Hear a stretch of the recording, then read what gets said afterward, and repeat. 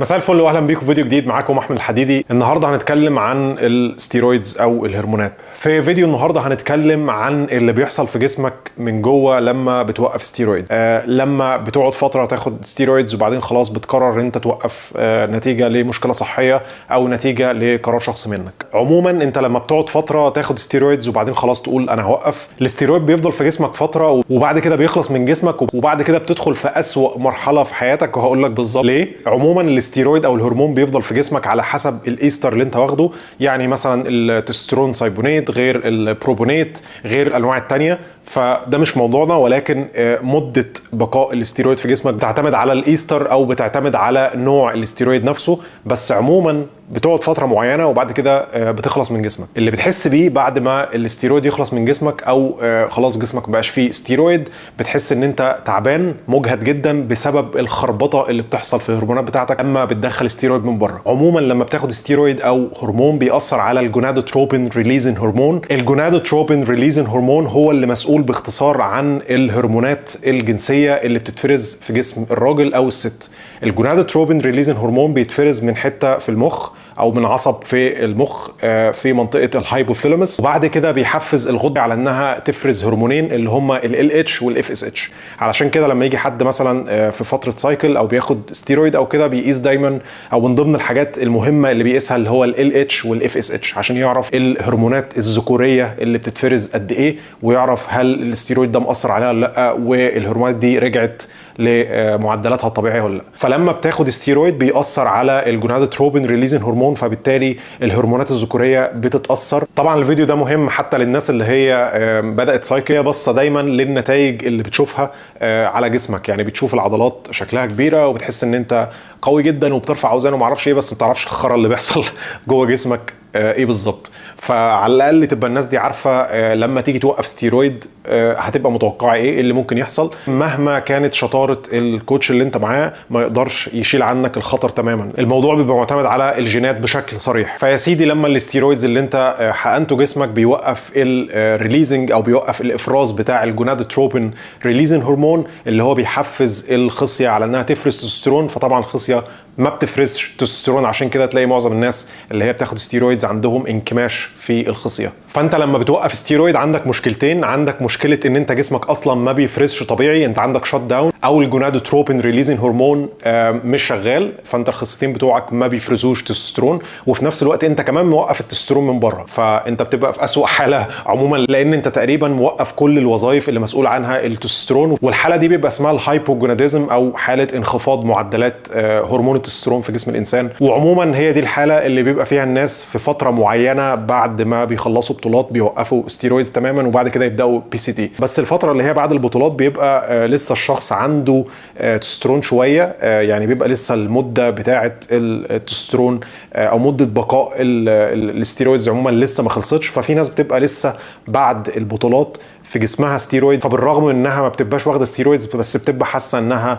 عندها بامب جامد وبترفع اوزان وحاسه انها يعني ما فيش منها، وبتبقى حابسه ميه. طبعا بعد كده بقى ايه، الهرمون بيخلص من الجسم وبتبدا تدخل في مرحله الهايبوجوناديزم لو ما بداتش PCT. طيب ايه السبب بقى ورا ان انت بتبقى حاسس بتعب وارهاق مش طبيعي لما بتوقف ستيرويدز او اي حد بيكون موقف ستيرويدز؟ السبب في كده ان انت البلاد سيلز او عدد كرات الدم الحمراء بتبقى قليله جدا لما بتوقف تستوستيرون، لان انت جسمك اصلا بيعتمد على كرات الدم الحمراء عشان يبقى عنده طاقه، لان الريد بلاد سيلز او كرات الدم الحمراء هي اللي بتوصل الاكسجين في كل انحاء الجسم، فبتبقى عندك طاقه. فكرات الدم الحمراء دي لما بتقل نتيجه لانخفاض معدل هرمون التستوستيرون بتحس باجهاد شديد، لان ما عندكش كرات دم حمراء كفايه انها تنقل الطاقه او تنقل الاكسجين في كل انحاء جسمك، فبتحس ان انت مش قادر، عندك خمول، مش عندك طاقه ان انت تعمل اي حاجه غير موضوع طبعا المزاج والحاله النفسيه السيئه. طب ايه علاقه التستوستيرون بكرات الدم الحمراء؟ الفكره كلها ان التستوستيرون بيبايند او بيتصل بخلايا موجوده في الكلى علشان يحفز افراز حاجه اسمها EPO. الEPO دي هي اللي بتحفز افراز كرات الدم الحمراء او الريد بلاد سيلز. بالتالي لما ما بيبقاش عندك تستوستيرون كفايه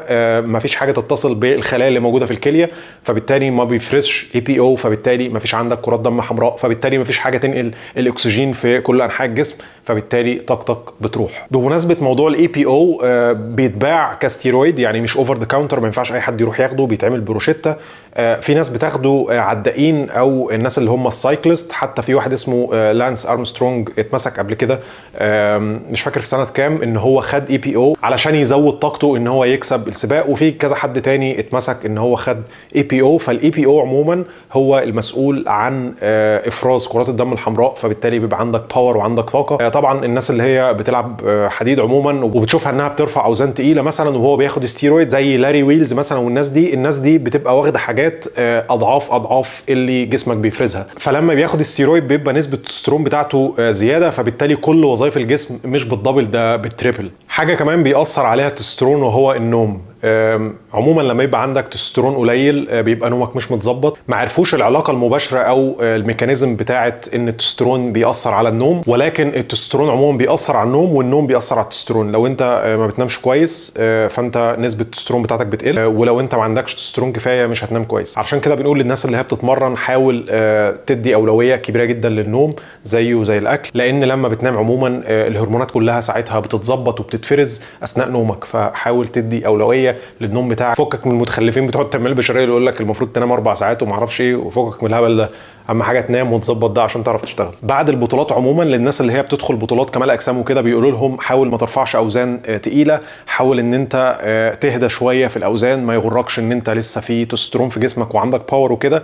السبب في كده ان انت بتبقى عرضه اكتر للاصابه، لان انت لما بتاخد ستيرويدز بيبقى عندك حاجه اسمها سايتوكاينز. السايتوكاينز دي بتمنع الانفلاميشن او بتمنع الالتهابات، فعموما بتبقى اقل عرضه ان انت تتعرض لاصابه لما بتاخد ستيرويدز. بس لما بتوقف ستيرويدز السايتوكاينز دي بتقل، فبالتالي بيبقى عندك جوينت بينز او بيبقى عندك التهابات في المفاصل، وبيبقى عندك وجع عموما في العضلات لما بتوقف ستيرويدز. يعني بعدها بفتره زي ما قلت بعد ما الستيرويد بيخلص من جسمك، فبالتالي لما الالتهابات دي بتزيد وتيجي ترفع اوزان تقيله مثلا ممكن يحصل لك اصابات كبيره. وطبعا بالضروره لو التستوستيرون قل فمعناه ان انت هتقل عضل، لان انت ما عندكش كميه كافيه او نسبه كافيه من التستوستيرون عشان تمنتين او تحافظ على الكتله العضليه اللي انت اكتسبتها في فتره السايكل. فانت لما بتوقف ستيرويدز ما عندكش تستوستيرون كفايه، فعموما العضلات بتقع. لو تفتكروا من شويه قلت لكم ان التستوستيرون بيوقف الجونادوتروبين ريليزن هرمون، فبالتالي ما بيبقاش عندك الهرمونين اللي هو ال اتش والاف اس اتش اللي هم الهرمونات الذكوريه، فبالتالي الخصيه بتنكمش. فبعد شهر او شهرين بيبقى في اريكتايل ديسفانكشن او ضعف جنسي. لو تلاحظ الناس اللي بتاخد ستيرويدز هيبقى عندها اكني، هيبقى عندها حبوب في جسمها، حبوب في وشها، حبوب في ظهرها، حبوب في صدرها. ممكن تلاقي واحد عنده تشوه اصلا في صدره من كتر الحبوب الموجوده، وكذلك في الظهر. السبب في كده ان التستوستيرون بيحفز السوبيشس جلاند او الغدد الدهنيه، فبالتالي هرموناتك عموما بتبقى متخربطه فبتزيد عنك الاكني. فلما بتوقف ستيرويدز الوظائف بتاعه السوبيشس جلاند او الغدد الدهنيه بترجع الى حد ما الى طبيعتها، بتلاقي الاكني بتخف. فعموما الاكني بتبقى بس في فتره، الاكني اللي هي الحبوب اللي موجوده في جسمك، فدي بتبقى موجوده في فتره بس بتاعه السايكل وبعد كده بتقل. بس في ناس ما بيطلعلهاش. عموما الموضوع بتاع الستيرويدز ده هو قايم على الحظ، مفيش حاجه علميه لحد دلوقتي او اساس علمي يقول لك انت لما تاخد كذا هيحصل لك كذا. الموضوع بيعتمد على الجينات بحت. في ناس ممكن يحصل لها إريكتايل ديسفانكشن او ضعف جنسي طول حياتها، في واحد ممكن يحصل له شوت داون طول حياته لازم يمشي على تي ار تي، وفي واحد تاني ممكن يرجع يفرز بعد 6 شهور ل7 شهور. فالموضوع ريسك جامد، يعني الموضوع ملوش اساس يقول لك انت هيحصل لك كذا لو خدت كذا، لا مفيش الكلام ده. انا واحد من الناس لما كنت باخد ستيرويدز ما شفتش اي اكني تماما خالص، يعني ما شفتش اي اكني في صدري ولا كده. ولكن اللي كان تعبني جدا وكان سبب كبير جدا ان انا وقفت تماما ستيرويدز هو موضوع المود. بعد 3 شهور لما بتوقف ستيرويدز من 2 ل3 شهور بتحس ان انت في اسوأ حالة ليك، في أسوأ حالة تماما ليك. الفكرة كلها مزاجك بيبقى في الحضيض او مزاجك بيبقى زي الزفت. اولا علشان هرموناتك مش متظبطه، عندك تستوستيرون قليل. تاني حاجه انت بتبقى متعود على قوه معينه، متعود على شكل جسم معين، متعود على ان انت مشرخ شايف 6 ابس، من اقل تمرين بتحس ببومب. في حين ان انت دلوقتي ما عندكش تستوستيرون كفايه، فبالتالي ما بتعرفش ترفع نفس الاوزان، ما عندكش ريكفري كويس، مهما بتشد في الجيم وبتاكل كويس وبتحاول تنام كويس برضه ما فيش نتيجه. فده بالضروره بيأثر عليك، بيأثر على مزاجك، فبتخش في أسوأ المراحل النفسيه بتاعتك بعد شهرين او 3 شهور لما بتوقف ستيرويدز. لقوا ان في حالات انتحار كتيره جدا للناس اللي هي كانت بتاخد ستيرويدز الفتره ووقفت بسبب الحاجات اللي انا بقول عليها دي، بسبب موضوع اللعب في الهرمونات، بسبب موضوع ان انت ما عندكش نفس القوه، ما عندكش نفس شكل الجسم. هتلاقي في تعليقات كتيره من الناس، انا كنت واحد منهم، قال لك انت نزلت، انت خسيت، انت ما اعرفش ايه. ولكن الحمد لله ان انا كان عندي القوه ان انا اقاوم الموضوع ده، ان انا اقول خلاص انا عارف، انا كنت عارف اللي هيحصل وجربت ومش ندمان على اللي حصل ومش زعلان على السايز اللي انا خسيته، مفيش مشكله، انا في النهايه كسبت صحتي ودي اهم حاجه. وغالبا معظم الناس اللي بتوقف ستيرويدز وبتخش في المرحله بتاعه الاكتئاب دي، في نسبه كبيره منهم بيرجع تاني، ما يبقاش عنده القوه الكافيه ان هو يفضل مكمل. وفي ناس اعرفها شخصيا جربت توقف ولكن ما قدرتش تستحمل، رجعت تاني تاخد ستيرويدز.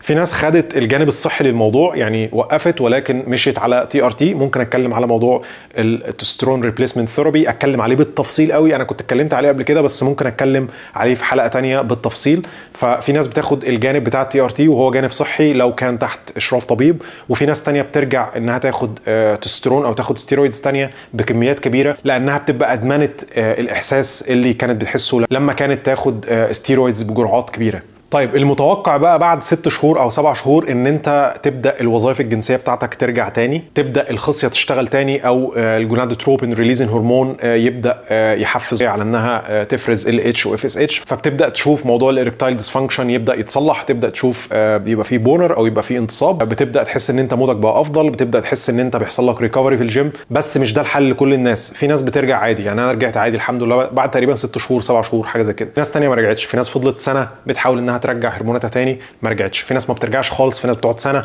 في ناس بتقعد 7 شهور. عشان كده بقول لك الموضوع معتمد على جيناتك بحت، مفيش حاجه تقول لك انت هترجع بعد قد ايه، فالموضوع برضو معتمد على جيناتك. ولكن لو انت كنت محظوظ وجيناتك كويسه فمتوقع بعد 6 7 شهور ان انت تبدا تحس ان الدنيا بدات ترجع تاني، مودك متظبط، تبدا تحس ان انت بتريكفر كويس في الجيم، تبدا تحس ان انت مودك عموما بقى احسن. فزي الواضح كده الاستيرويدز ليها نيجاتيف افكتس او ليها اثار جانبيه سيئه جدا على جسمك، واعراض الانسحاب منها بتبقى صعبه، فمفيش اي داعي نهائي ان انت تدخل في القصه دي. الجانب المظلم من كمال الاجسام ما يغركش اللي انت بتشوفه على السوشيال ميديا، في حاجات كتيره جدا جدا ورا الكواليس ما بتظهرش على الانستجرام وعلى اليوتيوب. انت دايما شايف الجسم الكويس فول داي في ايتنج او يوم كامل الاكل، وشايف عضلات، ما تعرفش الضغط عامل ازاي، ما تعرفش ان هو راح المستشفى بسبب مشكله معينه، ما تعرفش ان هو عنده اريكتايل ديسفانكشن بعد ما بيوقف ستيرويدز الفتره بعد الكونتست، ما تعرفش ان هو قبل البطوله اصلا بيبقى عنده اريكتايل ديسفانكشن، ما بتعرفش ان هو ما فيش عنده، هو موقف، ما فيش حاجه في جسمه شغاله. فما فيش اي داعي نهائي ان انت تعمل كده في نفسك. بالنسبه للناس اللي هي خدت اوريدي ودخلت في القصه دي، ربنا معاكم، خدوا حمايتكم. لازم تبقى فاهم هتتوقع ايه لما توقف، وفي نفس الوقت لو انت مش عايز توقف نهائي، في الحل اللي هو بتاع التي ار تي ممكن ادخل في الموضوع بالتفصيل، نتكلم بقى بالتفصيل مش خطوط عريضه كده، لا ممكن ندخل في التفاصيل والدوزز والكلام ده كله. اعتقد الموضوع مش معروف قوي في الدول العربيه غير دبي تقريبا. انا عارف ان دبي فيها كلينكس بتاعه التي ار تي ولكن بتبقى غاليه جدا، فمعظم الناس اللي هي بتمشي على تي ار تي اللي هي الناس اللي كانت بتخش بطولات وكده بتاخده مع نفسها، يعني هي بتحدد الدوز مع نفسها، نسبه التستوستيرون اللي بتاخدها كل اسبوع وخلاص بتمشي على الموضوع. فممكن نتكلم في الموضوع ده يعني في حلقات منفصله. ده كان فيديو حبيت ان هو ما يكونش طويل. كان معكم احمد الحديدي، السلام عليكم.